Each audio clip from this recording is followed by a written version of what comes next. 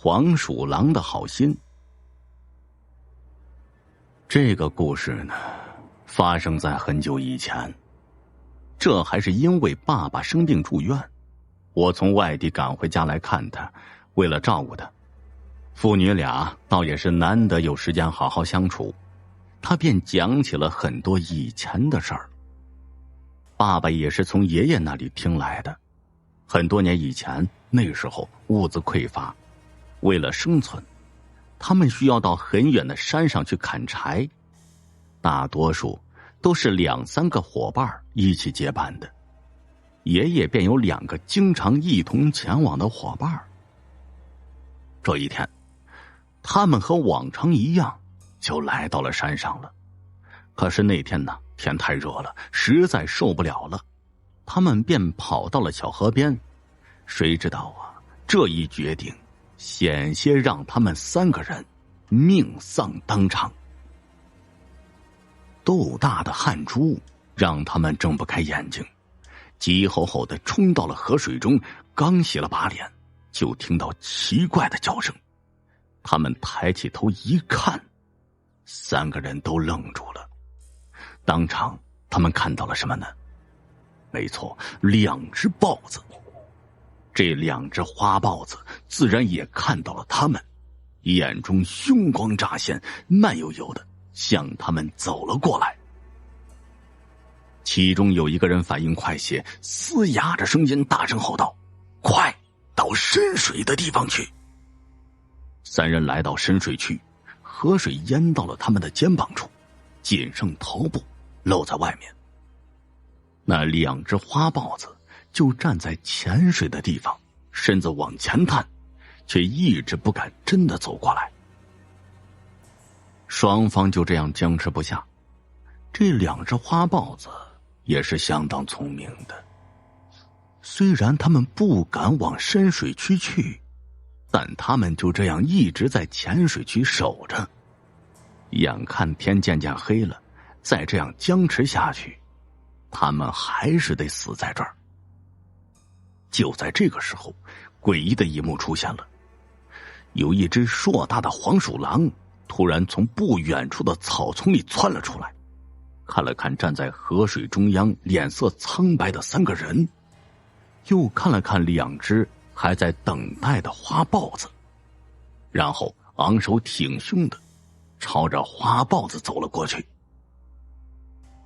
来到花豹子的面前，只见黄鼠狼直起身子，嘴里吱吱呀呀的叫着，似乎在跟2个花豹子说着什么，而且还用前爪指了指3个人中的其中一个，接着又吱吱呀呀的说了几句，然后竟然抬起手对着那2只花豹子做了个揖。那2只花豹互相看了一眼，最后垂头丧气的离开了。眼看花豹子走远了，3个人却还是不敢从水里出来，生怕这是那2只花豹的诡计，特意躲到了一边的树丛里，等到你一出来就扑上来将你给撕碎了。这时啊，黄鼠狼指了过那个汉子，突然想起了什么，指着黄鼠狼对其他2个人说道：“哎，我好像见过这玩意儿，哎，对，就是他，我见过他。”一瞥见他肚子上光光滑滑的一块皮肤后，汉子吼道。他们3个呢，从河里出来，慌慌张张的就下了山了，连砍了半天的柴都给丢了。回到家以后，爷爷才从那个汉子那里听说了他和那个黄鼠狼的渊源。那是半年前了，家里鸡舍里养的鸡莫名其妙的少了好几只。汉子原以为是哪个手脚不干净的邻居给偷了去了，可是在整个村子转悠了几圈，没有发现什么不对的地方。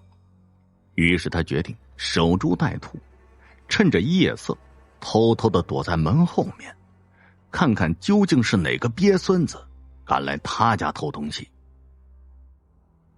听到鸡舍里传来动静后，他一个叉子扔过去，打开手电一看，一个黄色的影子嗖的一下就跑了过去。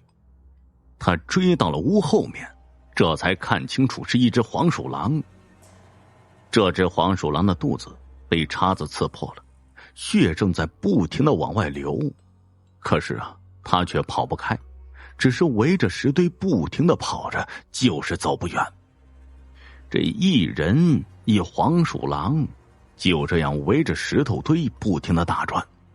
突然这汉子听到奇怪的声音，用手电筒朝着石头堆里一照，这才发现那里面居然还有5、6只小的黄鼠狼。难怪这只大黄鼠狼受伤了却不肯离开，原来呀，是想要保护自己的孩子。看着几只小黄鼠狼连站都站不住，若是他真的把大黄鼠狼给杀了的话，只怕这几只小的也是活不了的。这汉子虽然气着黄鼠狼偷了自家的鸡，但却是个心软之人，便拿着叉子对着黄鼠狼大喝：以后不许来村子里偷东西，今天就放过你，下一次再见到你，我就连你一家全都一锅给端了。自从这以后呢，这汉子家的鸡就没丢过了。后来他去屋里收拾东西，也没有发现黄鼠狼，想来是躲到其他地方去了。没想到今天会在这里遇到曾经被自己刺伤又放过的黄鼠狼。听了这个故事以后，大家都心道是因为汉子曾经饶过了这黄鼠狼一命，所以今日他特地过来报恩的。黄鼠狼是不是真的是特意过来报恩的我不知道，但父亲却斩钉截铁地告诉我，这个故事很真实，因为爷爷会经常在他面前提起来。而且父亲说，爷爷一生没有读过书，不认识字儿，连自己的名字都不会写，但是他从未说过一个谎言。最后只希望，如非必要，请尽量的避免杀生，吃东西的时候也尽可能的避免浪费。动物和人一样，他们也有感情，也会疼痛，也会受到伤害。愿每一个生命都能被温柔以待。判官指，听我爷爷讲，我老爷爷年轻的时候曾被土匪绑过票。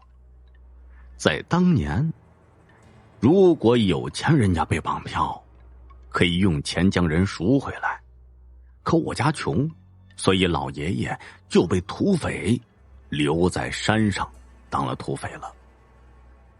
我老爷爷被绑那年只有16岁，土匪头子马一彪见他机灵，就把他留在身边做了一名马便。这一天早晨，马一彪带着一群土匪到附近村子的一个集子去打劫。集子的人听说土匪来了，一下子跑了个精光，唯独十字路口一个摆药的摊子的先生坐在那里纹丝不动。马一彪带着我老爷爷还有几个土匪就来到这人跟前，其中一个叫宋三的土匪小头目跑上前去，抓住药摊先生的衣服，一把将他提起来，劈脸就几个耳光，然后呢，把他的一条胳膊扭到背后，一脚将他踢跪到地上。药摊先生一边喊哎呦，一边问道，你们是什么人呢？为什么无故打人？这宋三就说，老子是谁你不知道？难道你的狗眼瞎了不成？药摊先生就说，哎呦，这位爷说的对，老朽还真是个瞎子，你们到底是什么人呢？这时啊，土匪们才看清，这人果然是个瞎子。马一彪就示意宋三松手，那人站起来拍拍袍子上的灰，就问道，方才扭老朽的是哪位爷呀？宋三拔出枪，顶住这药摊先生的鬓角，就喝道：“是老子，你要怎么样？”这药摊先生说道：“老朽一瞎子能把你怎么样？只是刚才你扭老朽的胳膊时，老朽感觉你的脉象有点冲，想看看你到底还能活多久。”这宋三觉得这药摊先生在咒他，正要发作，见一旁的马一彪示意让药摊先生替他把脉，只得把胳膊伸了过去。药摊先生呢，把着把着，神情渐渐暗淡下来。这宋三呢，就感觉几分不妙了，于是用祈求的口吻问道：“老人家，到底怎么回事？”在宋三的反复追问下，这药摊先生才告诉他说：“官爷，实不相瞒，你还有3个时辰的活头，还有什么要紧事儿，赶紧办完就赶紧去办吧。”这宋三一听，当场就瘫软在地上了。一个叫四狗子的土匪可不信这个邪，一边扶起宋三，一边劝道：“哎呀，一个瞎子的话你也信？他是有意在咒你。”这半天没吭声的马一彪不禁发了话了：“老先生，也请给在下看看。”说着呢，就撩起了袖子，将胳膊伸了过去。不料这药摊先生却道：“师傅将这门技艺传给老朽时，曾立下一规矩，每天只能看1个人，再看就不灵了。”马一彪见说，不由冷笑一声道：“哼，你平常都是替别人看，不知替自己看过没有？你到底能活多久？”药摊先生说：“老朽今年50有8。民间不是有句俗话叫73、84，阎王不拉自己去嘛。老朽替自己算过，还有24、25个年头活。不过……”马一彪见说，一下将盒子炮就掏了出来，用枪口就顶住这药摊先生的额角，就喝道：“老子现在就要你的命，看你怎么活！”这药摊先生道：“老朽早就算过，今日是个坎儿，要是过得去，还能活上24、25年。”马一彪道：“少在老子面前耍花招！来人，将这老东西捆上！3个时辰后，如果宋三没事，就拿他点天灯。”这药摊先生被土匪是五花大绑，押上山去了，绑在一棵大树上。为防意外，马一彪让宋三哪儿都别去，端把椅子坐在空地上看着药摊先生，同时马一彪还将他那块表交给了我老爷爷看时间，并且反复叮嘱：时辰到了，宋三没事，就先拿药摊先生下手。太阳从树梢爬到头顶，不一会儿就西斜了。宋三坐一会儿站一会儿，要不然呢就在空地上踱几步。只有3个时辰的活头，不知是真是假。就算3个时辰后真的会死，怎么个死法？被东西砸死，吃饭噎死，还是掉到河里淹死，还是走火被枪打死？自己小心点儿，看他能怎么做。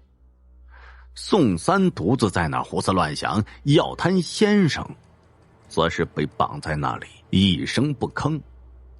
再说我老爷爷生性善良，知道这药摊老人是无辜的，不愿意看到老人受此酷刑。眼看3个时辰就要到了，我老爷爷并没有马上打算报出去时间的意思，倒是在空地上的宋三沉不住气了，呼着我老爷爷的乳名：“二娘，怎么还没到？到点儿！”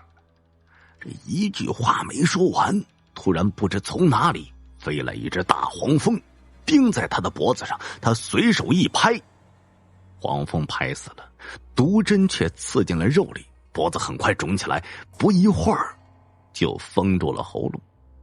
宋三跌倒在地上，手脚怔了怔，不再动弹了。听到我老爷爷的惊叫声，马一彪和土匪们纷纷跑了出来，见此情形，一个个是目瞪口呆。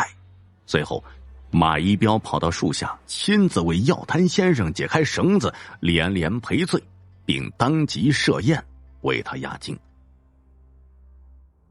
这第二天早晨，药摊先生还没起床，马一彪就来到他的住处门前为他请安了。经过一番客套后，马一彪便要药摊先生替他把脉占卜生死。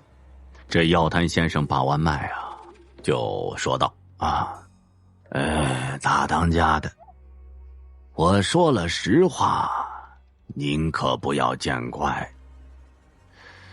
您最多也只有1天半的阳寿了。”这马一彪一听，如雷轰顶，他发了半天的懵，继而问道：“难道就没有一点解数了吗？”这药摊先生道：“无力回天。”马一彪见说，掀起座上的虎皮，揭开盖子，里面满是黄灿灿的金条。他随手抓起一大把，放在药摊先生手里，用近乎哀求的口吻说道：“老先生，活神仙，您既然做了好事，就好事做到头，替在下化解了吧。您替在下化解了，就是在下的再生父母，在下愿供养您一辈子。”这药摊先生啊，轻轻摇头说道：“大当家的，您这呀，真的是难为老朽了。师傅传这门技艺时，只传了定生死的技艺，没传化解的本事，实在是对不起。”这马一彪见药摊先生一个劲儿的推脱，不觉大怒，拔出了盒子炮往桌子上一拍，咬着牙就恶狠狠的道：“老子是在刀尖上混日子的人，难道怕死不成？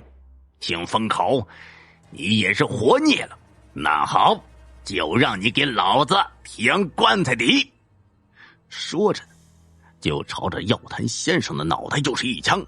他扣动扳机，不想却是一颗臭弹。他想将臭弹退出来，哪知道这臭弹就卡在了枪膛里，怎么也退不出来。那个叫四狗子的土匪来到马一彪的跟前：“大当家的，看来天命难违，不可不信。”马一彪这才道：“先把这老东西关起来，等到明天再发落。”这第3天早晨，马一彪来到关押药摊先生的茅屋，满屋子查看一番，阴阳怪气的道：“老东西，你说马某只能活1天半，也就是说马某大限的时辰就在今天晚上，对吧？行，不过马某还想问你一句话，昨天宋三是被毒蜂蛰死的，请你再替马某算算，马某是何死法？”这药摊先生冷冷的道：“哼，怎么处置你是老天爷的事儿，想知道你去问老天爷去。”马一彪讨了个没趣，可他呀仍是不死心，又一把将四狗子扯到了药摊先生跟前，说道：“你不是1天只给1个人看生死吗？再替他看看，看能活多久。”这药摊先生知道马一彪是有意耍弄他，倒是四狗子也想知道自己的生死，顺势将手臂就塞到了药摊先生手里。这药摊先生啊，这才不得不认真的替四狗子拔起脉来。药摊先生心平气静的拔了一阵，说道：他还有20来年的光景好活。马一彪见说，嘴角透出一丝恶毒的嘲讽，嘴里不停的重复着20来年，20来年。然后呢，举起枪就朝四狗子后脑勺打了一下，这四狗子连哼都没哼一声，就倒在地上了。马一彪将枪往旁边一扔，得意的道：哼，你不是说他还有20来年的光景吗？这是怎么回事？你的话不灵了吧？我看你是瞎打胡说。随后呢，命人再次把药摊先生绑在了空地的一根木桩上。太阳升起的时候，这空场变得像火炉一样，见药摊先生耸拉着脑袋，一副难受的样子，我老爷爷端了碗水过去。药摊先生刚喝2口，马一彪就跑过来，一把将碗打翻，接着朝我老爷爷就是几个耳刮子，随后又命我老爷爷将浸泡过油的棉布提出来，从下往上替药摊先生一层层的绑上。他真的要拿着药摊先生点天灯。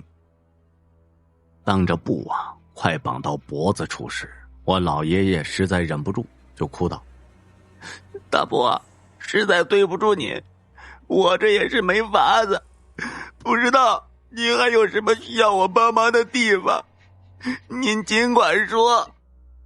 这药摊先生说：好孩子，别难过，好人有好报的。老朽今天这个坎儿过不过得去，全凭天意。不过你记住，今晚可别贪睡，去吧。这天黑的时候，马一彪将山头的人全部叫出来，准备对药摊先生施行。他亲手打起了火帘子，将火把点燃，然后命我老爷爷去点火。我老爷爷举着火把走到药摊先生跟前，由于他手抖得厉害，怎么也点不着。马一彪气得冲上去夺过火把，他点了半天还是点不着。就在这个时候，朗朗晴空突然乌云密布，瓢泼大雨倾盆而下，将火把都给浇灭了。马一彪无奈，只得等雨住了再处置这老先生。不想那雨一下就是好几个时辰，到了入更时分，折腾了一天的土匪大约也是累了，就地打起盹儿来。我老爷爷这心中惦记着药摊先生，等土匪们睡尽以后，悄悄地摸到空地上，替药摊先生割开绳子和身上的布条，说道：大伯，他们是不会放过你的，赶紧逃命去吧。这药摊先生却是摇头苦笑：我一个瞎子老头能逃到哪去呀？我老爷爷就说：我给您带路。说着呢，将一根木棍递给药摊先生当拐杖。二人没走出多远就被土匪发现，我老爷爷急得哭起来，药摊先生却说道：没事儿啊，不怕。说着用木棍在地上画了个圈儿。这二人就在圈内刚坐下，马一彪带着土匪就追了上来。大头的土匪跑到圈子边停了下来，一边四处观望，一边道：这刚才看见在这儿的，怎么一转眼就不见了？马一彪挥舞着手中的盒子炮，气急败坏的吼道：给老子搜，挖地3尺也要把人搜出来。话音未落，听得嗖的一声，不知从哪里飞来一颗榴弹，射进了马一彪的脑门。这个穷凶极恶的土匪连哼都没哼，就一头栽倒在地了。土匪们一见，全呆在那儿了。不等他们回过神来，山下就响起了一阵的拍子枪，土匪们被撂倒一大片，没死的四下逃命。不一会儿，一个黑大汉带着另外一帮人就冲了上来。原来啊，黑大汉是另一溜子的土匪，为了争地盘，对马一彪的老巢来了个突然袭击。到了天亮时，枪声才渐渐平息下去。等土匪们离去以后，二人才走出圈子。过后，这药摊先生告诉我老爷爷说，他替人把脉定生死的技艺叫做判官职。所谓判官职，其实呢就是中医先生替人把脉诊病的一门独特技艺。我老爷爷知道这药摊先生非等闲之人，要拜他为师，不想这药摊先生连说推辞，这次遇险差点送命，全是判官职惹的祸。他劝我老爷爷呀，还是别学为好。还有那个被马一彪当场打死的小土匪四狗子，药摊先生不是说他还有20来年阳寿吗？马一彪将四狗子打死后，命人拖出去埋掉。两个土匪将四狗子拖到后山林地，正在挖坑，不想林子内一个黑影突然跃起，二人吓得是屁滚尿流，哪里还顾得上挖坑啊？扔下铁锹，抱头鼠窜了。四狗子躺在野地里，经雨水一淋，竟然醒过来，爬到路边，被一个过路的人给救了去了。后来他伤口总算痊愈，却落得个半身不遂的病根，不过又多活了20来年，后来是掉到河里淹死的。听我爷爷说，当时药摊先生也替我老爷爷用判官纸算过，那天晚上也是他的一个坎，同样活不过天亮。是我老爷爷的善良救了自己，看来啊，这人生在世，还真应该积德行善，多做好事。要是干坏事啊，肯定不会有好下场的。爷爷的守护。丽丽是个可爱的孩子，10岁那年，在外打工的父母因为得罪了一些不法势力，而被人残害了。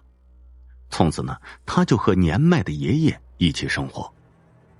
不幸的是，3年过后，年迈的爷爷就生病去世了。本来就不多的亲戚，没有一个人愿意照顾他。最后还是村长决定，由村里出钱照顾丽丽，一直到她上完大学。就这样，丽丽白天在学校上课，晚上就一个人回到空空荡荡的家里。吃饭的时候就在村子里每户人家吃上1个月。这样的日子又过了2年，丽丽呢已经习惯了一个人的生活，而且她现在已经15岁了，可以开始自己做饭了，不用天天呢到别人家里去吃饭。村子里每个月都会给她拨下来几百块钱的生活费，而且呢左邻右舍的有时候买了好菜也会给她送一点儿。虽然她是一个人，而且呢只是一个小女孩，但是因为大家呢都是同一个村子里的，所以呢本村的人都尽可能的照顾她。然而外面的人可就不一样了。这隔壁村有一个光棍叫黄老三，黄老三有2个姐姐，在当时那年代，他的父母连生了2个女儿，让他们非常不爽。直到黄老三的出世，才让他们乐开花了。所以呢，他的父母自小就宠着惯着他，就连他的2个姐姐都绝对不敢招惹他，以至于把黄老三养成了好吃懒做又泼皮无赖的性格。这时间一长呢，黄老三的恶名就传遍了周边了。直到现在30岁了，也没有哪个人家愿意把自家的女儿嫁给他。这黄老三虽然好吃懒做，但毕竟是正常男人，是个男人就没有不想漂亮姑娘的，偏偏自己又是没有老婆的人，以至于时间一久，黄老三看到邻居院子里那头老母猪，都觉得他眉清目秀的。有一次，黄老三从2个妇女嘴里听说了丽丽的事儿，当天晚上他就躺在床上睡不着了。想女人想得很，突然就想到丽丽，竟然生出了一个大胆的想法来。他趁着夜色偷偷的摸到丽丽家所在的村子，找到位于村尾丽丽家，见四下无人，就翻进了院子了。这黄老三虽然没有什么正经本事，但是旁门左道的功夫倒也学了点儿。只见他从兜里掏出一些小工具，2、3下就将丽丽家的门锁给打开了。门锁被打开的一瞬间，从屋子里传出来一声苍老的咳嗽声，这将黄老三给吓了一跳。不是说这家人都死光了吗？就剩一个15岁的小女孩，怎么会有老头子的咳嗽声呢？不过想着水灵灵的小姑娘，他马上将这份疑虑给压下了心头了，蹑手蹑脚的摸进屋子里，四下查看。屋子里黑漆漆的，应该是已经睡下了。黄老三心里窃喜，这样刚好方便他下手。看了看虚掩着的门，黄老三准备从最左边的房间开始，轻轻的打开门。透过窗外射进的月光，黄老三可以看见被窝里正躺着一个人。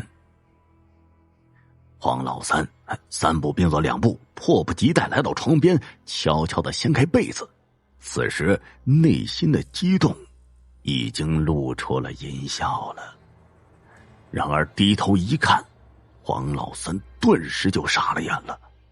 床上空无一物，他不敢置信的再揉了揉眼睛，再看，还是什么都没有。与此同时，屋子里又传来2声咳嗽声。这一次黄老三听得很明确，这是一个苍老男人的声音，而且这道声音就在这屋子里面，仿佛那男人就在他的身后，脸贴着他的耳朵发出的咳嗽声一般。黄老三不自觉的有点害怕，可他又不甘心就这样回去，于是他来到第2个房间，这里堆满了杂物，还剩最后一个房间了。这小姑娘一定在里面。黄老三咽了口口水，快速的推开门，果然一道苗条的影子正立在床前，身后铺着长长的头发，不用想，这就是那个女孩了。看着那道苗条的身影，黄老三激动的心肝直颤。可惜这光线不行，要是能打开灯，让自己好好看看她的样子，那该多好啊。这么想着，啪的一声，房间的灯就亮了。这黄老三还沉浸在美色之中，没有任何觉察到异常。借着灯光，立在窗前的那道苗条身影突然就动了，他的头正慢慢的转过来，直到他的脸完全对着黄老三。这黄老三不由得喉头发紧，这样好看又水灵的孩子，他今天晚上真是赚大发了。突然黄老三身子一绷，目光慢慢的向下移了移。他看到了什么？那个女孩的身子还是背朝着他的，而脸却是正对着自己。此时再顾不得女色了，黄老三吓得拔腿就跑，跌跌撞撞摔了好几次才跑了出去。待到黄老三离开屋子以后，那漂亮的女孩突然换成了一个年迈的老人，她咳嗽着飘到床边，慈爱地看着陷入熟睡的孙女儿，伸手摸了摸她的头，说道：可怜的孩子，爷爷会一直在这儿守着你，直到你长大，直到你找到可以替我守护你、照顾你的人。深夜美容院，叶和明是一家小店的整容师，小店在写字楼13楼的尽头，位置呢比较偏僻。确切的说，叶和明不是整容，他不动刀不动枪，只是动手美容。补残填缺增色，因为他技术高超，所以前来找他美容的人很多。这一天晚上10点刚过，送走最后一个客人，他正准备关门，又来一位客人。这人呢，穿着一条深红色的裙子，身材苗条，用纱巾遮着脸。有一位中年女人陪着，女人轻轻地揭开纱巾，这是一个27、28岁的年轻女子，秀发下一张脸苍白僵硬，隐隐就看到右半张脸有点下陷，显得不那么相称。这是她的女儿，叫曾艳芳。原来长得漂亮出众，谁知天有不测风云，前不久呢出了一场车祸，右半边脸就成了这样了。人呢也变得寡言少语，他求叶和明无论如何要帮这个忙。中年女人还特意拿了一张照片给他，嘱咐就照着照片上做。照片上的曾艳芳果然是艳若桃花。中年女人走了，等会儿来接人。叶和明把曾艳芳带进美容室，躺在美容床上。曾艳芳一动不动，闭着眼睛，撩开脸上的纱巾，从另半张脸上仍能看出这个长相不错的女人，细眉大眼，鼻梁高高翘起。叶和明推测，她原来一定是开朗外向、个性张扬的人，只是那场意外无情地改变了她。叶和明做得很细很慢，他手指在脸上轻轻滑动，他把皮肤轻轻地推到凹陷下来的地方竖起来，把高的地方推平，皮肤呢就会固定在那里不动了，就像泥塑一样。这倒让他有些大感意外，还从来没有遇到过。这一直忙活到大半夜，他修复了曾艳芳的容颜，又拿起照片看看，总觉得少点什么。想了想，也不经人家同意，拿起眉笔，在曾艳芳的左眉上点了一点红色。谁知道那一点，曾艳芳就睁开了眼睛。曾艳芳的妈妈来了，她也真会估计时间。她看着女儿的美容效果很是满意，特别是那不经意的一点，向叶和明道了谢，然后拉着曾艳芳就走了。这次的美容很特别，叶和明总觉得有一点奇怪的感觉。回到家，他拿出纸笔开始画起来，不多一会儿就画好了曾艳芳的像。再在左眉上点上一点红色，画上的女子真的如活了一般。晚上的时候，叶和明一个人在外面吃串串，朋友周正华打电话说他要结婚了，请叶和明去吃喜酒。叶和明哈哈笑着说：哈哈，你结了几次婚了，又要结婚？周正华已经结了2次婚了，这是他刚刚提拔成科长之后的又一次结婚，可谓是收红包敛财呀。刚挂了电话，一个人端着酒杯走过来，叶和明抬头一看，竟是昨天晚上美容的曾艳芳，那一点红色清晰可见。曾艳芳坐了下来说道：感谢你给我美容，特别是那一点红让我又活了过来，我们干一杯。叶和明端起酒杯就干了，美女相伴的感觉可真好啊。曾艳芳话题一转，就问他是不是过几天要去吃结婚喜酒。叶和明说是啊。他怎么晓得的？曾艳芳叫他最好不要去，恐有意外。叶和明莫名其妙，这是什么意思啊？他认识周正华？女子一笑说：“感谢他的话。”站起来起身拍拍他的肩膀，转身就走了。叶和明莫名其妙，他怎么知道自己画了他的画呢？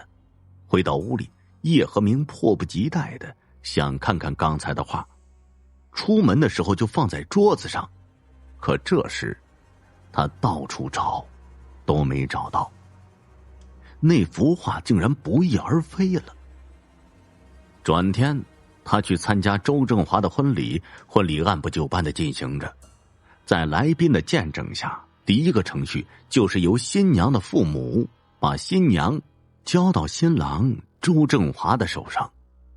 就在交接新娘的那一刻，周正华不经意的拉起的却是另一个女人。新娘突然换成了另一个人，大家都惊了一下，没反应过来，以为周正华在变魔术，早就安排好的节目就是要给客人一个惊喜。更加吃惊的是叶和明了，他看得清楚这不是魔术，新娘左眉间的一点红色显得十分的清晰，是那个他美容过的曾艳芳，着一条红色裙子。难道是曾艳芳跟周正华结婚？结婚还穿红裙子？台上的周正华也感觉不妙了，拼命的想甩掉曾艳芳的手，却怎么也甩不掉，像死焊在了一起。台下的人趁机起哄叫嚣，周正华真是闪电婚姻，一眨眼又换了女人。而有人则认出了曾艳芳，感到惊恐，这不正是周正华原来的女人吗？她前不久就出车祸死了，怎么会突然出现在婚礼上？有人叫了一声不好，想要阻止这场婚礼，但是呢，已经晚了。在震耳欲聋的音乐声中，曾艳芳突然甩开周正华的手，跳下台就朝外奔去。周正华很听话的样子，跳下台跟着追。叶和明很吃惊，他们这是要干什么？众人轰的一下跟着朝外跑去。外面停满了一排排汽车，曾艳芳的红衣裙从汽车中穿梭而过，就像一朵彩云往前飘。周正华感觉到危险，他想要刹车却刹不住了，双脚不由自主地往前奔跑，紧接着砰的一声，一头就撞在了停靠的汽车上，然后直挺挺的就倒了下去。这个意外把所有人都惊呆了，大叫着快！叶和明看到曾艳芳转身回来，朝乱作一团的人群看了一眼，又深情的朝他看了一眼，转身随风飘去。周正华的半边脸撞得瘪了进去一块，还没进医院，人就蹬腿了。这是世上最离奇的车祸。过后，有人在酒店的角落里发现了真正的新娘。后来叶和明才晓得，这曾艳芳是周正华的女友，他答应了自己当上科长就同曾艳芳结婚的。可他当上科长后，很快就有了另外的女人。曾艳芳扬言要揭他的老底，贪污受贿。周正华心里害怕，于是找人制造了一场车祸。曾艳芳和他妈妈在这场车祸中双双身亡。叶和明大惊，原来这两母女早就死了。他不敢想象当时自己给曾艳芳的整容的情形，便宜不一定是好事儿。这个故事呢，是我上个月出差发生的一件事儿。上个月10号，我出差到兰州进行投标工作。当时订的火车票到兰州呢，大概是11点左右的样子。在打车到酒店的时候，已经是11点40左右了。由于是出差的酒店是公司订的，说白了就是按最便宜的，或者是有活动打折优惠的选定的，所以我只能按照公司订的酒店住。到了酒店以后，报了姓名，我还是习惯的问了一下前台这房费是多少。前台的回答又让我刷新了对公司节省的概念。先生，您预定的房间是单人间，108一晚，订了2晚。我当时听的是哭笑不得，拿着房卡和行李朝电梯走去。到了我住的楼层之后，才发现呢，这家酒店真有意思。我预定的这个单人间，在我正对面还有个房间跟我是相对着的，过道非常窄，不到1米的样子，就一块砖的距离，相当于呢是如果2个人同时开门，都能面对面零距离接触。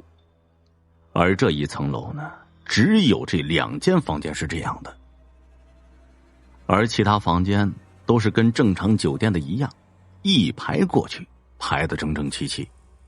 我就心里想着，怪不得能低到这个价位，这个房间这样做，谁会愿意住进来呀？肯定是选正常的房间了。到了我的住的房以后，我正准备拿房卡刷门，却发现门是开着的。我就看了一眼对面的房间513是锁着的。这我又看了一眼我的房卡，嘀咕道：没错呀，我的是514啊。便打电话询问前台是什么情况。前台回答是，可能是刚才过去打扫过，保洁的阿姨忘记关门了，这个房间确定是您预定的。听完以后呢，我就没多想，看了一下时间，12点多了，就直接进房间关上门，洗漱好后呢，就准备睡觉了。我这个人有个小毛病，就是在睡觉前一定会是手机放着电视剧或者是电影入睡的。可能是由于长期加班导致的失眠原因吧，我就躺在床上，手机放着电视剧，慢慢的合上眼睛入睡。可正当我要睡着的时候，这门口突然传来吵闹声，让我瞬间就清醒过来。声音呢非常大，是一个女的跟男的吵架，听着就像是情侣或者是夫妻一样。我心中是10000个马奔腾而过呀，这大晚上的还让不让人睡觉了？本身我就睡不好，这下更难以入睡了。吵了大概3-4分钟的样子，我就听到一声很重的关门声，从我对面传来的。我想都不用想，这2人吵架就是我邻居了。俩人关上门以后，又吵了一会儿，便没动静了。哎呦，总算折腾完了。我心想，可真厉害，隔着一堵墙都能听到声音。虽然这声音不大，看了一下时间，2点半。我就接着看着电视入睡。这次睡得挺好的，一觉呢就睡到早上9点了。洗漱了一下，简单吃点东西后就出去了。早上我出门的时候发现对面的房门是开着的，里面呢还有个阿姨在打扫卫生。那阿姨看到我便笑眯眯地问道：您好，您的房间也需要打扫吗？我礼貌地回答：谢谢，不用了。我这心想，这下好了，这俩吵架的走了，今晚我可以好好休息了。这一天过得很简单，看完开标的现场，了解了当地的路段，吃了传闻中特好吃的拉面。说个实话吧，可能口味不太一样吧，我个人喜欢偏辣一点儿，例如重庆小面那种。就这样呢，度过了这一天。由于第2天还得开标，我就想着这提前好好睡上一晚上，到了8点我就回到酒店简单洗漱一下，就准备上床睡觉了。这刚躺下，看着手机没一会儿就睡着了，感觉睡了很久，被一阵敲门声和叫喊声给吵醒了。这迷迷糊糊的拿着手机一看，11点半。大晚上的这谁呀？还让不让人睡觉了？心里正烦着呢。走到门外看了一下猫眼，外面呢是个外卖小哥，正不停的敲着对面的房门。我打开门说道：“兄弟，别一直敲了行不行？对面没开门，你打电话过去不就行了吗？”外卖小哥尴尬的说道：“不好意思啊，我打电话问问。”我很郁闷的就关上了房门睡觉了，一直睡到第二天早上7点钟就醒了。因为今天开标，得做好充分准备。检查了一下需要携带的东西，洗漱了一下，便下楼准备吃点东西，去开标现场了。这一上午啊，头都是非常的沉，心里想着也许是昨晚感冒了，毕竟这个时候兰州还挺冷的。上午开完标，我便回到酒店办理退房和开票手续。当我把房卡拿到前台的时候，我顺便就多说了一句话：“你们这里环境有点吵啊，2个晚上我都被对面吵得没睡好，这个点评我估计很难给好评了。”就本想着让前台道个歉，或者有啥小补偿啥的，结果前台听了就回答：“先生，不好意思，由于您订的房间是特价房，一般很少人订的，我刚刚查了一下，这2天没有人订您对面的房间，可能是您听错了。”这话一出来，我便就生气了，便说道：“你的意思是我故意这样说了？我跟你说，前天晚上一男一女在门口吵了大半天，昨天晚上又是送外卖吵了一会儿，你难道说没人？”那前台看了一眼电脑，再次说道：“抱歉先生，这2天您对面的房间确实没人住，我们这里都有记录的，不会连有人入住都不知道的。”这下呀，我就懵了，啥情况？看前台的样子不像撒谎啊。我便接着问道：“那你说没人住的话，为啥昨天早上我看见有个阿姨在里面打扫卫生？”前台看着我不可思议的眼神，便拿起对讲机说道：“武僧保洁，昨天有人打扫513房间吗？”对讲机那头立刻回答2个声音：“没有，513没人住，没打扫。”我当时都听完就更懵了，这下呀完全没有理由说过去了。我迷迷糊糊拿上东西打车回去了。这一路上想着这2个晚上发生的和听到的事情，完全想不通，而且越想越头疼。回到公司后便请了1天假。后来呢，我跟同事吃饭说起这个事儿，有个老同事说呀：“以后啊，如果出差再遇到带着114号的房间，而且还是特价的，还是换一间吧，大不了后面再报销就行了。”我当时就问他为啥，他也没说，只是说呀，他也遇到过，只不过情况有点区别。世界之大，无奇不有。东北有5大仙的说法，讲的是狐黄白柳灰通过修行积累功德会成为仙家，也就是狐狸、黄鼠狼、蛇、老鼠、刺猬这5种。这些动物在成仙之后呢，往往会在人间挑选一些和自己有缘的弟子，先是对这些弟子磨上一段时间，等这弟子被磨得差不多了，同意了出马了，这些仙家才正式的走马上任。不过为什么要磨一段时间，这我就不清楚了。今天给大家讲一个出马仙对战黑猪精的故事。这事儿呢，还是听我爷爷给我讲的。解放前，村里有个老猎户，枪法很准的，每次进山打猎都是满载而归。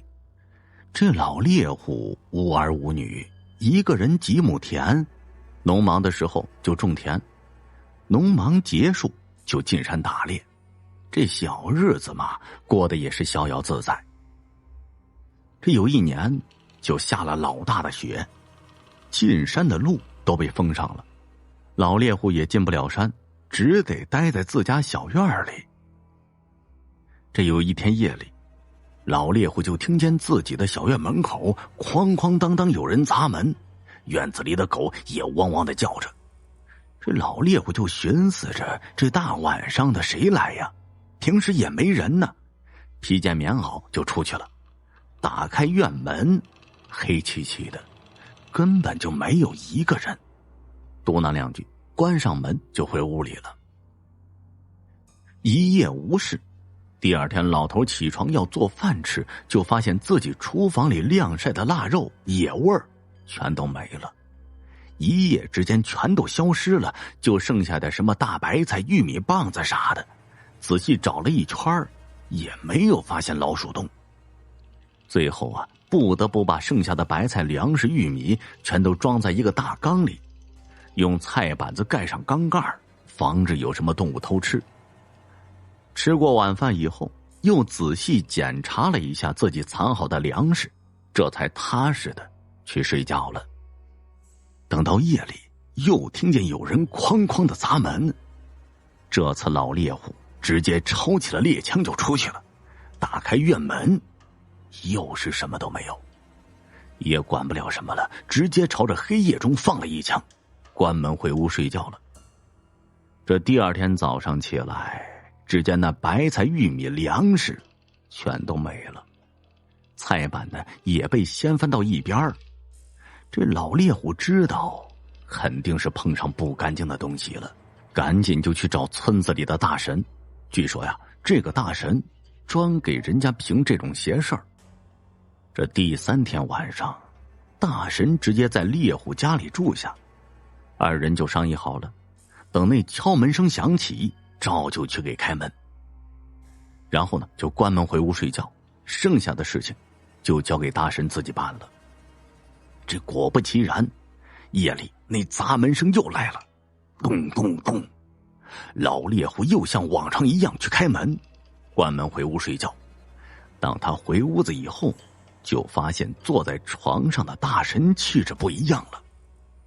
接着昏暗的煤油灯，仿佛丝丝阴气从大神身上散发出来，那脸部略微扭曲着，伸出猩红的舌头，仿佛在胡乱地舔舐着自己的嘴角。看啥看呢？我是常天威，这次下来就是给你评事儿来了。外头这主是头黑猪精，也就300年的道行。这是大雪封了山，平常见你进山次数多，认识你了，这次来你家吃东西来了。哎呀，老仙家呀，这次多劳您费心了，我给您磕头了。说着呢，就咣咣咣磕了几个响头。不用来这套，出山修行本来就是为了积累功的。等这黑猪精一会儿找不到食物发狂的时候，我再出去收拾他。这老猎户只得站在一旁哆哆嗦嗦的看着这些仙家。果然没过一会儿，就听见做饭那屋锅碗瓢盆摔得稀碎的声音，一阵阵的嚎叫声传了出来，紧接着一股子黑色的旋风就在院子里打起转来。眼瞅着那位大仙儿啊，也没见大仙有什么动作，刚想问话，就看见大仙手一挥，院子里的黑色旋风就停住了。旋风中走出来一个黑大个，膀大腰圆，威风凛凛的。这个时候呢，大仙也起身走到屋外，吐着舌头，看着这个黑大个，一边看一边笑，最后呢，竟然哈哈大笑，愣是把黑大个和老猎户都给笑毛了。最后黑大个说话了：嘿，你吐个舌头干什么玩意儿？你是在笑话我吗？这黑大个呢，仿佛这脑袋不太灵光，可能是因为本体是个猪，所以呢智力有所欠缺吧。只见那常天威手指一点，那黑大个仿佛被人用绳子绑了起来似的，动弹不得，只得大声嚎叫着。真的就跟杀猪的声音是一模一样，竟然忘记了求饶，只吓得一直嚎叫着。常天威就说：黑猪精，我知道你就是这个山头的，我来也没有什么意思，就希望你能把在这户人家吃的粮食，在大雪过后你给我老老实实送回来，要不然我就废了你的道行，你信不信？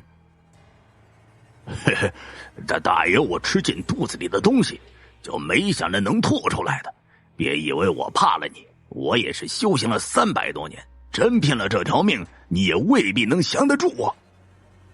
这常天威一听就笑了，用手一挥，那黑猪精立刻能动了。常天威笑了笑说道：嘿嘿，给你一个机会，咱俩比试比试，我让你实招。这话音刚落，只见黑大个直接冲着常天威就扑了过来，抬手就是一记硬拳。这老猎户啊，估计这一拳要是打在自己身上，自己这条命就废了。常天威稍微一侧身就躲了过去，连续的躲闪几次说道：黑猪精，我可要还手了，接招吧。刷刷刷，连出了几招，黑大个直接飞了出去，摔倒在地上。好，你厉害，我按照你说的做，我服了你了。这黑猪精大口喘着粗气说道，说完呢就化作一道黑风就走了。常天威对老猎户说：行了，这事儿摆平了，等天气好了，他自然把粮食给你送回来，老仙儿我也要大马归山了。后来那黑猪精啊，果然把粮食给老猎户送了回来了，顺带着还送给老猎户很多山里的奇珍异果。夜里的那辆黑色轿车，我的朋友小王已经去世将近5年了，现在想起来还是历历在目。小王是我最好的朋友，我俩整天待在一起，形影不离。用现在的话来说，我俩呢简直是像一对基佬。小王为人很不错的，很高兴能遇上这样的朋友，可是后来发生的一切让我失去了这个朋友，也彻底改变了我对这个世界原有的看法。小王出生在1982年的一个夏天里，在他出世的前2个月里，小王曾经和我说过他所做过的很离奇的梦。他说在梦里他只有5、6岁的样子，身体也变小了，只是思维还是没变，在梦里还有另一个小男孩和他一起玩耍。小男孩很好，也很热情，他俩呢就是时常在梦里玩耍。可是有一天，在梦里边的小男孩带着小王去了一个地方，当然了，还是在梦里。那个地方呢是一片草原，很宽阔，风景也很好。但是这小男孩呢并没有停下来，一直带着小王往前走，就走啊走啊，小男孩带着小王就离开了草原了，并且越走越荒凉。过了许久，小男孩带着小王来到一个荒芜的地方，这里没有宽阔的草原，也没有树林和河流，有的只是一片荒芜的泥土。这个时候，有个成年男子突然喊着那个小男孩，然后呢又到他的面前一把把小男孩给抱了起来，并且问他为什么跑到这里来了。于是小男孩就告诉那个成年男子，说是那个小王是他带来的朋友，并且说明自己很喜欢他，想和他永远的在一起。话刚说完，小王一回头，发现小男孩已经不见了。然后那个成年男子慢慢的和小王解释说，那是他儿子在一次游泳当中不小心给溺死了，并且说道那已经是很多年之前的事情了。就这样，小王就被吓醒了。然后当时小王给我讲这个梦的时候，我就觉得很诡异。我还很不解地问他，你是不是曾经认识那个小孩？小王回答让我感到这件事情很诡异，甚至让我感到一丝丝的不安。小王说不认识，从来没见过，也没有这个人。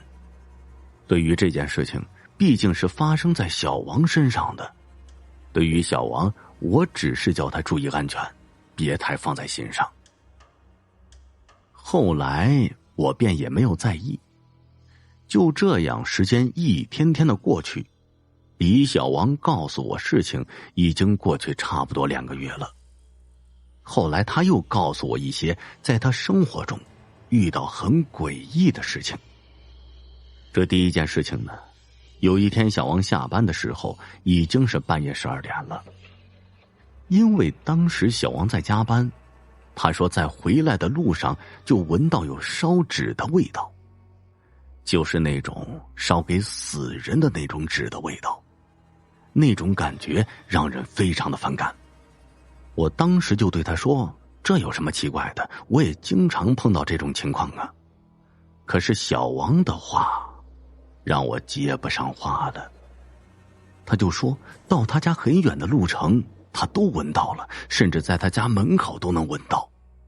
他觉得很害怕，而且把当时附近的地方都查过了，也没有人家办白事儿，也没有发现有人烧纸。我当时听小王这么说，我也害怕，可以想象小王心里的恐惧是有多么大。这第二件事情也是他回家，由于加班快到小区的时候，迎面过来这么一辆车，黑色的车子。当时呢红灯也没有停，因为当时很晚了，也没有交警，所以呢便没有人拦下那辆车。就在这时，车的前面冲出来这么一个人，因为路很窄，他就感觉自己骑车撞到那个人了。可是令小王吃惊的是，那辆黑色的汽车就这么硬生生的过去了以后，他发现地上根本没有人。可是他明明看到自己撞到那个人了呀。后来他觉得很害怕，就骂了几句。第二天告诉我的时候，我说肯定是眼睛花了，看错了。他说呀，那绝对不是错的。后来又过了2个月，当我接到消息的时候，竟然是小王的死讯。接到这个消息的时候，我不禁想起了小王先前和我说过那些诡异的事情。想到这些的时候，我不禁打了个寒颤。小王的死因是这样的，那天小王又是晚上加班回来的路上，就在小王过同一个马路的时候，又出现之前那辆黑色轿车，不过这次那辆车的窗户是大开着的，窗户里的小男孩探头跟小王打着招呼。就这样，小王倒在了马路当中。半夜3更，鬼门大开，此时阴盛阳衰，百鬼出动，活人让路。传说12点是鬼门大开的时候，此时人间与阴间的通道会被打开的。这个时候阴阳交相，这个时候最好是不要出门的，因为你不知道你遇见的到底是人还是什么东西。墙上的脚印，这算是一个中等规模的小区，几乎每户都是半路的大花园阳台，最后这样的形式成了一种地产商争相模仿的模式。我搬进这个小区已经半年了，4户2梯的格局，入住率也在逐渐的上升。每天装修房屋的机械声吵得人不得安宁。那是星期6的上午，我家的门铃被按响了。打开门，看到门口站着一个年轻人，西装革履的，非常的英俊，只可惜身材略矮了，算是美中不足。我笑笑问道：“请问你是？”“你好，小姐，我是尚美装饰公司的设计师，我姓蒋。不好意思，我们家早就装修完了。你是怎么进小区的呀？好像没有预约是进不来的。我有点疑惑。你误会了，我是你隔壁家这家的装修设计师，他们家呢还刚开始设计呢，我预约的。刚才保安还通了话，我才上来的。可我上来按了半天门铃没人开，我打了户主的手机也是关机的，真奇怪。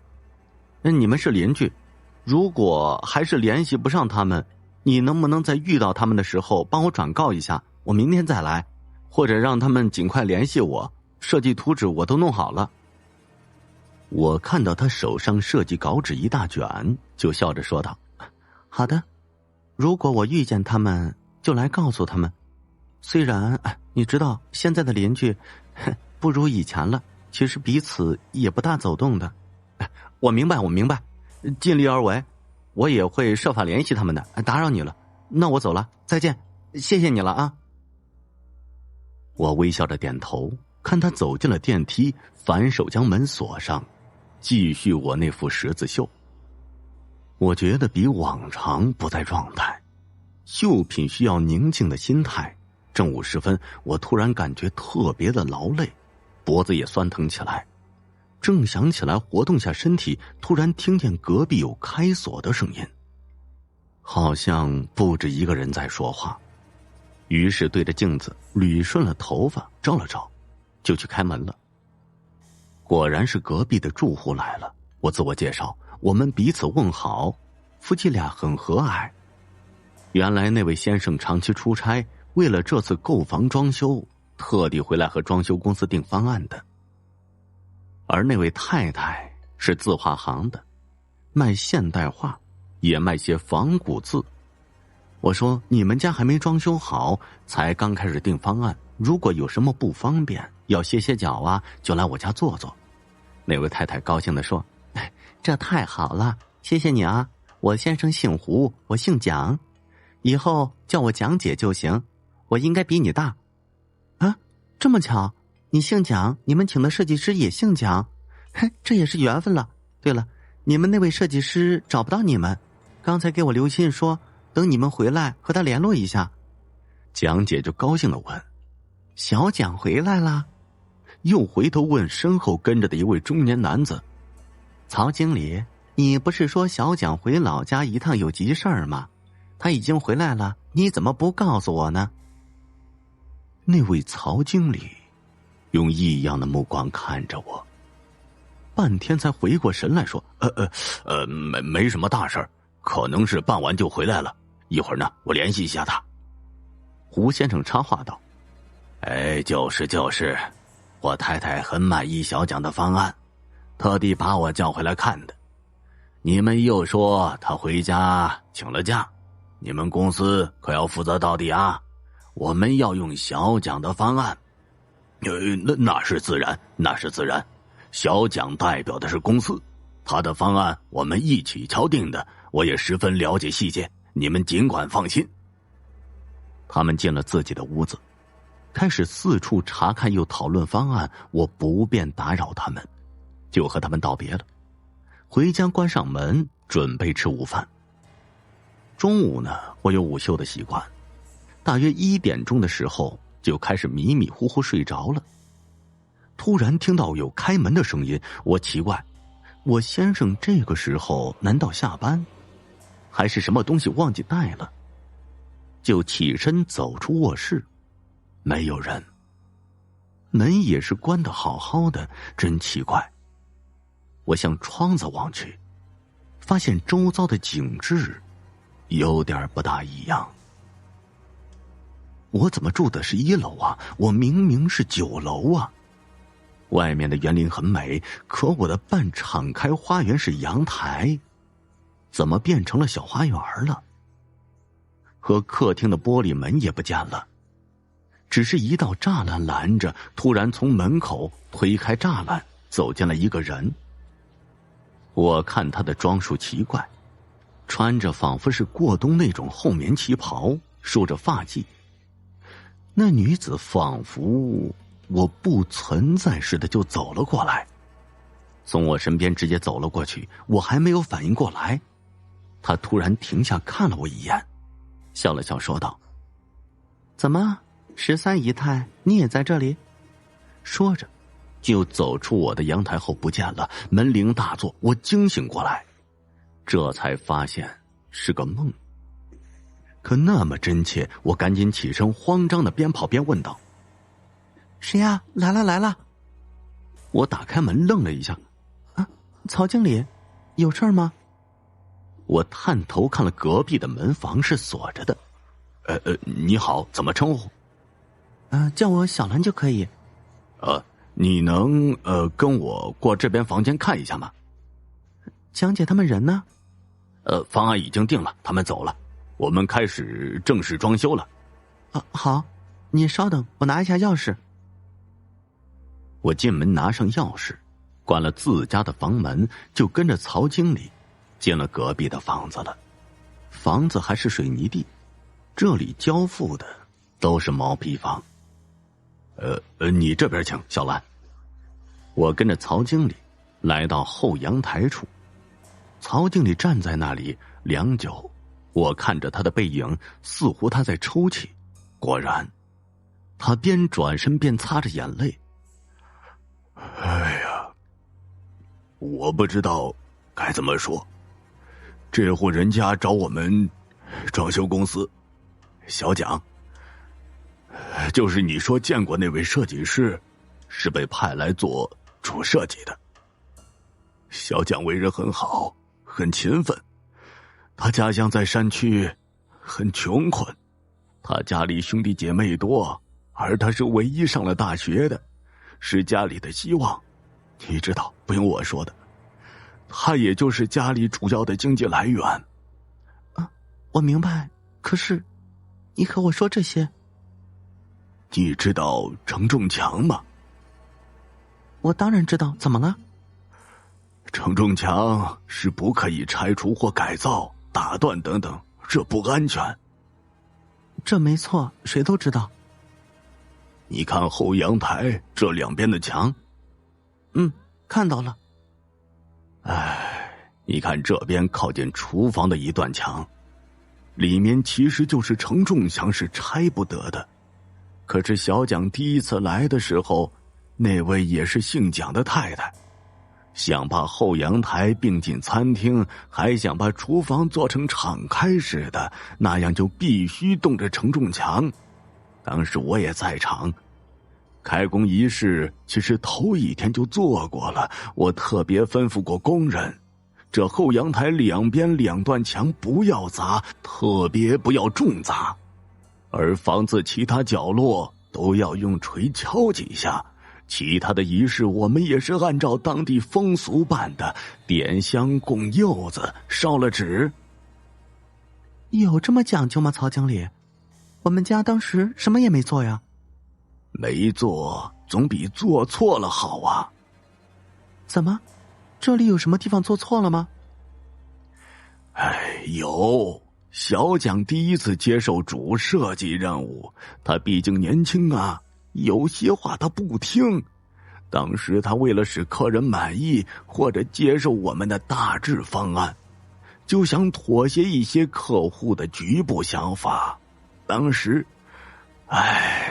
他重重踢了靠近厨房的承重柱一脚。你看，我看到墙面上一个黑色的脚印，高度挺高的，我就开玩笑说：你们这位小蒋设计师练过功夫吧？人不高踢这么高。怎么人不高？他有1.82米。什么？我今天上午还见他顶多1.70米的样子，估计还不到呢。曹经理脸色煞白，我看他有点站不住了，他蹲下，最后索性坐在地上，一边叹气一边摇头。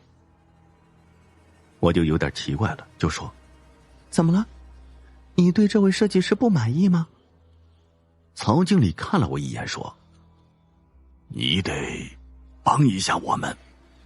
我能帮你们什么呀？我不懂装修。不是这个。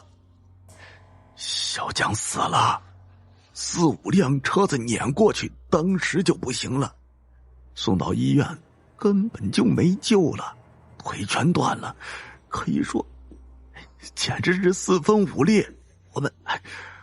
我们不想丢掉客户，所以就说小蒋请假，有急事回老家了，我们要把这单做完。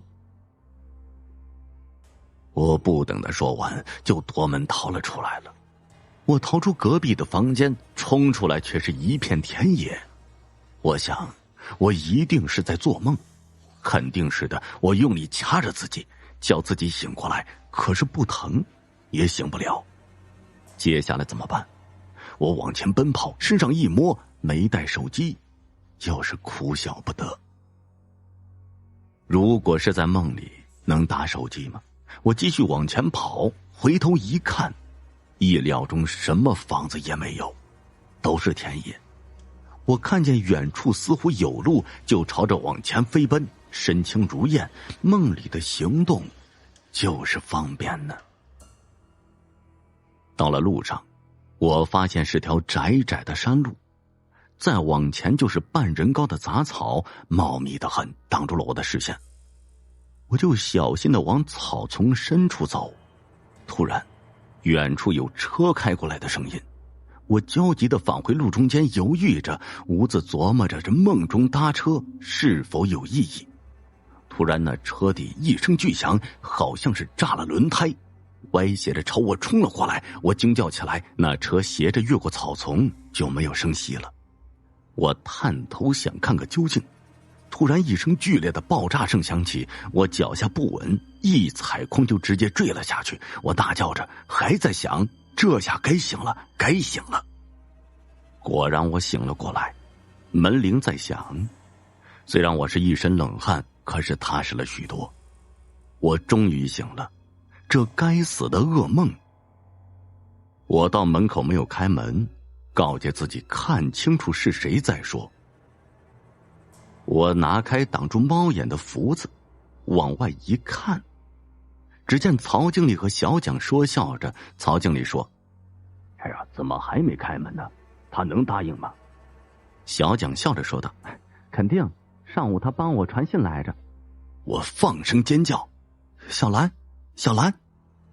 我睁开眼睛，看见先生，自己趴在十字绣布上，气喘吁吁的。见到先生回来，感觉是见到了菩萨，顿时就想哭。先生安慰说我不怕，问我做了什么梦，喊半天都不醒。我有些细节记不大清楚了，就把大致的说了一下。先生沉吟了一会儿，说：“你看天都擦黑了，起来站站，洗把脸，一会儿再说。”自从做了那个梦，每次路过隔壁的房门都是一溜烟儿，就怕遇到什么不想遇见的东西。说也奇怪，这层4户人家，其他3户都入住了，就这户始终没动静。先生比我大很多，许多事情都是他拿主意的。说来他也是坎坷得很，离过2次婚。我从不过问他以前的婚姻状况。这个时代，能融洽相处，彼此体谅，难得相处就足够了，还稀图什么呢？转眼就过去半年了，小区里装修的动静越来越少了，估计是入住的差不多了，这样就清静许多了。我的十字绣也快完成了。那天先生突然早早的回了家。今天单位事情少，难得这么早回来，这才下午3点呢。我高兴的接过他的包。来，过来坐这儿，我有事和你说。先生拉着我的手坐在沙发上。我今天呢特意早点回来，一会儿隔壁会有人来装修，我怕你害怕多想，所以就早点回来陪你。啊，你怎么知道隔壁今天要来装修？还记得你那个梦吗？记得，怎么了？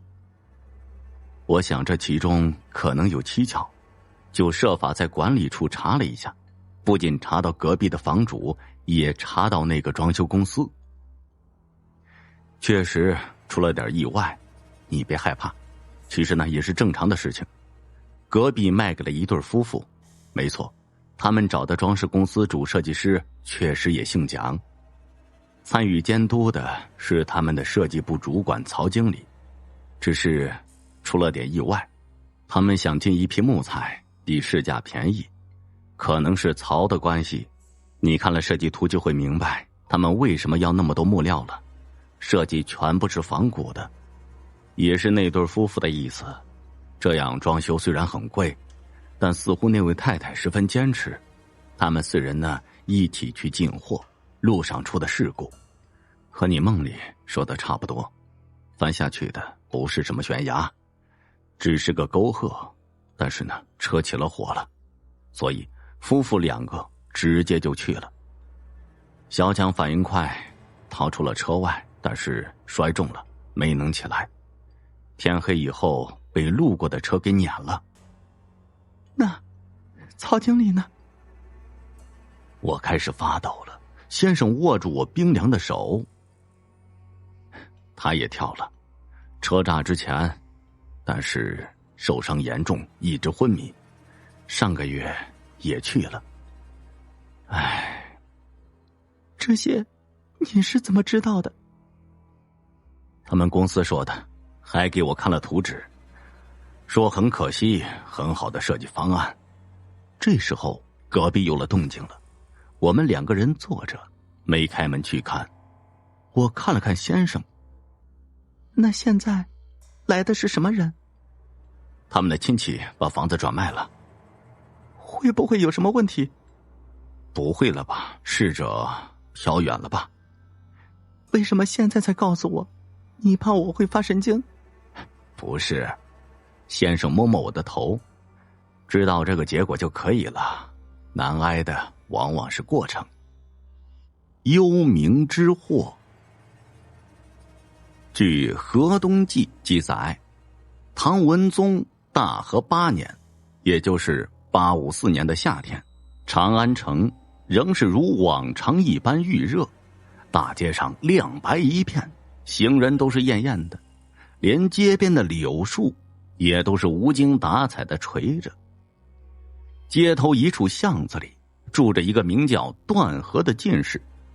7月的一天，段和同一班举子出去饮酒，一群人推杯换盏，纵酒欢歌，闹到半夜才散。那天气温下降，夜里的风有些冷，段和满头大汗的从酒楼出来，风一吹就受了寒了。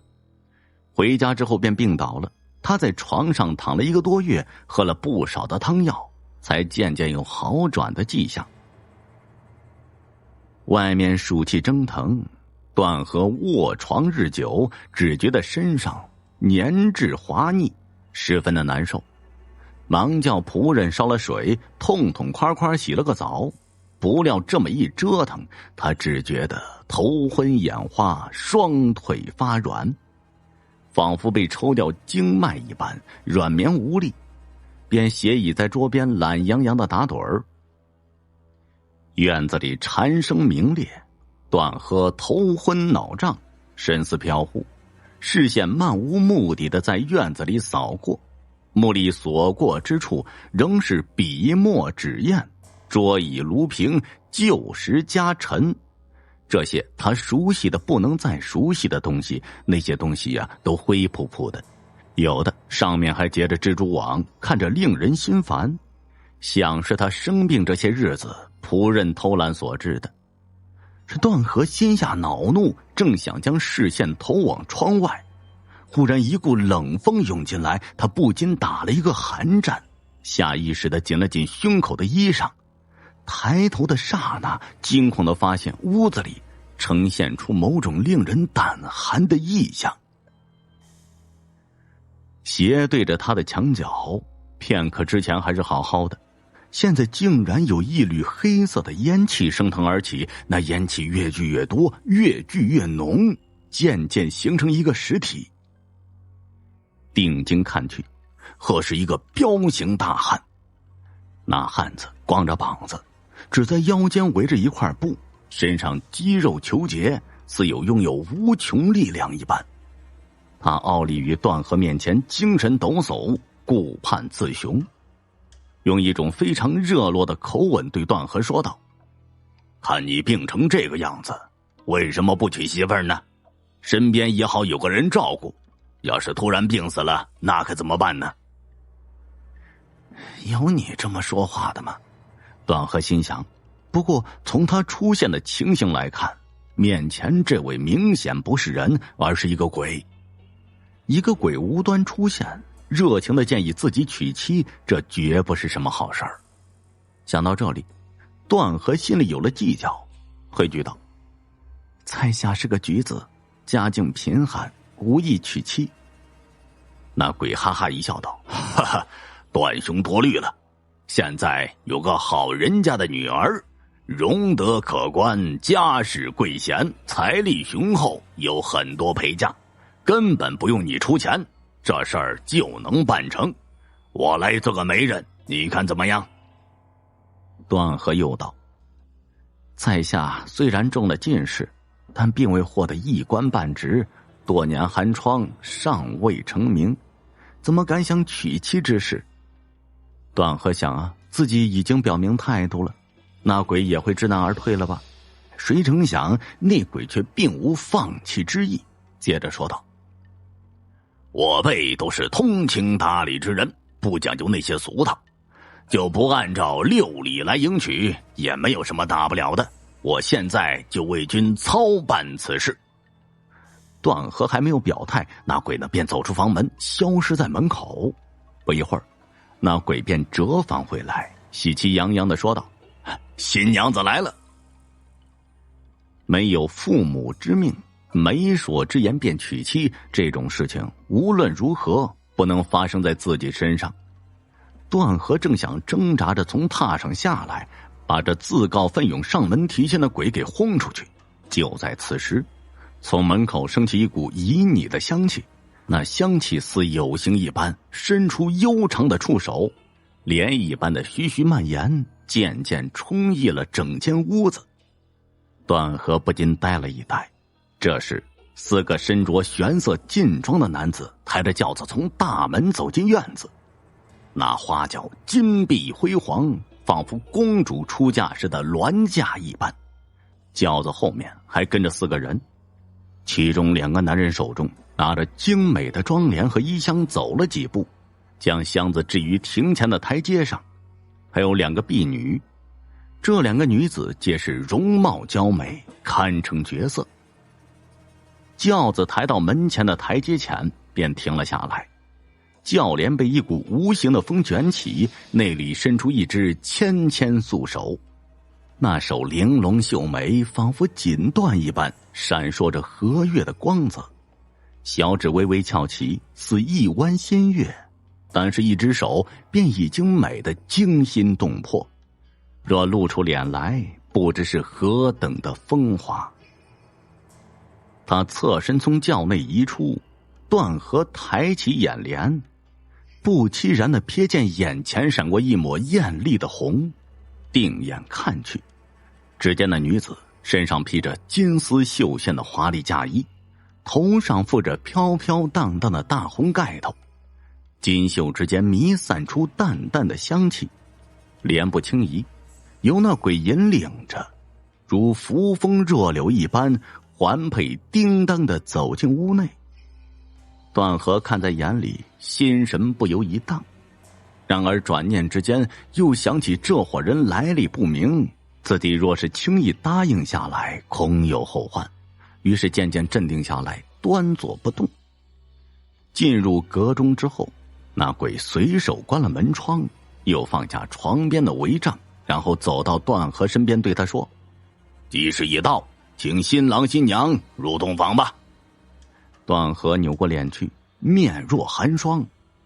那鬼见段河不为所动，言语之中便有了呵责之意：有良家女子不顾段君贫寒，登门为偶，君如此这般，岂是待客之礼？段河心中险恶，加上身体疲惫，头重脚轻，转而倒在枕头上，背对那些鬼，一言不发。那鬼见他反应如此强烈，便缓和了语气道：“纵然无意迎娶，看一看总是可以的吧。”段和索性拉过被子盖上脑袋，那鬼又在他耳边絮絮叨叨的劝说他不要放过这个与家人双宿双飞的大好时机，免得以后后悔。不管他怎么规劝，段和都是大被蒙头，一声不吭。大概有一顿饭的功夫，那鬼实在是无计可施，只得长叹一声，又将那人引了出去。待那些人渐渐走远，屋子里一片寂然之后，段和才从被子里伸出头来。他向四周张望了一下，确定那些人的确离开了，才摇摇晃晃的下了床。靠窗的几案上放着一张红色的信笺，那信笺撒着细细的金粉，散发出脉脉香气，似玉里幽魂萦绕在室内，久久不散。信上蝇头小楷写着几行诗：乐广清盈经几年，宅娘相托不论钱，清盈妙智归何处，惆怅碧楼红玉田。字迹娟秀柔媚，从笔画的转折上便不难想见主人的楚楚风姿。末尾呢并不留姓名，只在纸端输了一个我字。看到这里，段和心头不禁生出勃勃凄凉，有些怅然若失。这以后他的病便一天好似一天，不出半月便恢复如初了。这有人就说，段和遇见的那些人是为幽冥的女子寻夫，他若为美色和财宝所动而答应下来，便会魂归幽冥。段和抵住了诱惑，因此他也捡了一条命。